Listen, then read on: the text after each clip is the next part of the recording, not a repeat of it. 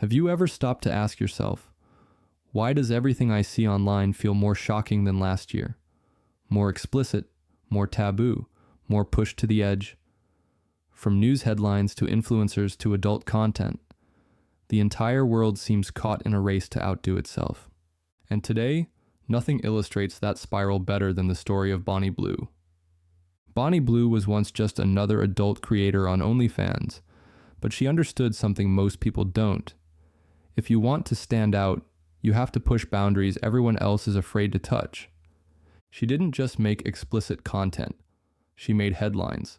She claimed to have slept with over 1,000 men in one day.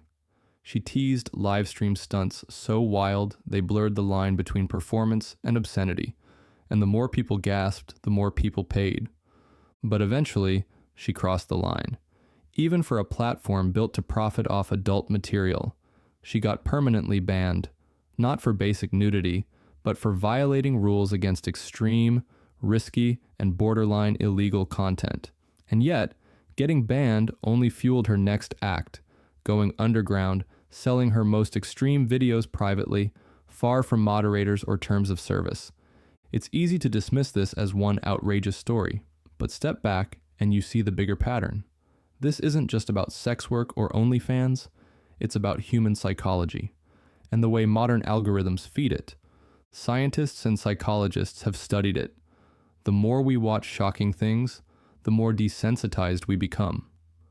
Over time, what used to shock you becomes boring, so you crave something more.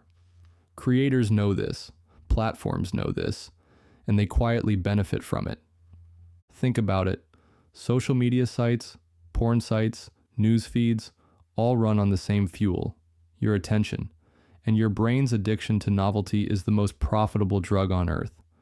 Creators like Bonnie Blue, or countless TikTok pranksters, controversial YouTubers, or political trolls push further and further because they know we can't look away. And the more clicks they get, the more the system rewards them. This is called extremification.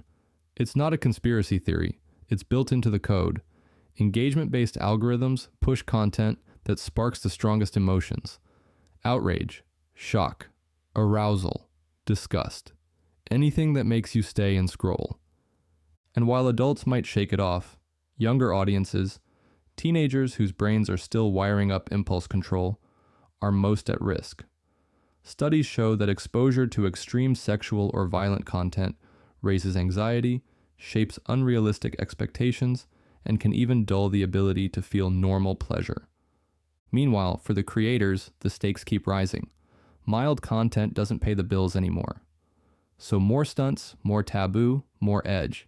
And when platforms say, enough, they just move deeper into the underground. Private websites, encrypted groups, or next-gen apps with zero moderation. And we keep following, telling ourselves we're shocked, but secretly craving the next twist.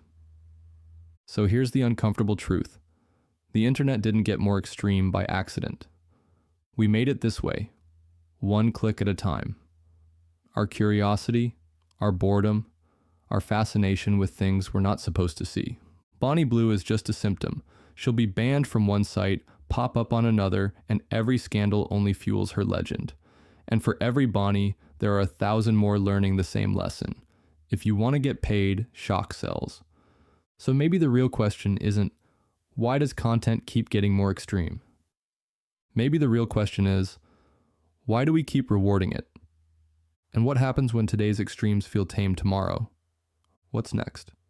Maybe it's time we ask ourselves, what kind of world are we feeding every time we click play?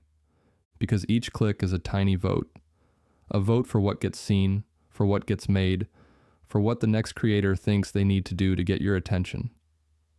We like to blame algorithms.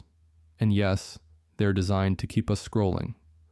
But they're designed for us, for our patterns, for our impulses, for that part of us that wants to peek behind the forbidden door just to feel something new. And it doesn't stop at adult content. Look at prank channels faking kidnappings for views. Look at political shock jocks who say the wildest, most hateful things, not because they believe them, but because controversy gets clicks. Look at news outlets competing to turn every story into a crisis. The more extreme it is, the more we share it. The more we share it, the more it shapes what normal looks like tomorrow. Once, the internet promised freedom and creativity. Now, it's a circus where everyone's a performer, and the currency is your outrage, your lust, your curiosity. So here's the big question. If we keep rewarding the biggest stunts, the harshest rants, the filthiest taboos, what happens when that's not enough anymore? Where's the line if we don't want one? Will people fake crimes for views? Will they harm themselves live just to prove they're real? Some already do. It's not hypothetical. It's here. Psychologists warn us, once you train a generation to crave constant novelty and shock, you train a generation that struggles to find peace in the ordinary. Real life feels boring. Real people feel inadequate. Real intimacy feels unsatisfying. That's the hidden cost behind the Bonnie Blues of the world. Not just one person pushing the limit, but millions of us rewiring our brains to want what hurts us in the long run. It doesn't mean we should ban everything or run from technology. It means maybe we should pause before clicking. Ask, why am I watching this? What need is this filling?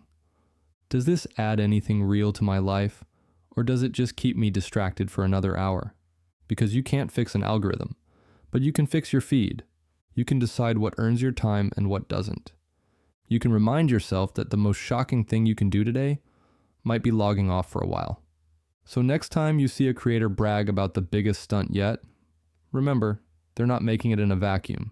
They're making it for us. And we get to choose whether to feed the beast or starve it. If you want a less extreme world, you don't have to wait for platforms to save you. You can start with one tiny act of rebellion. Close the tab, look out the window, remember how to be human again.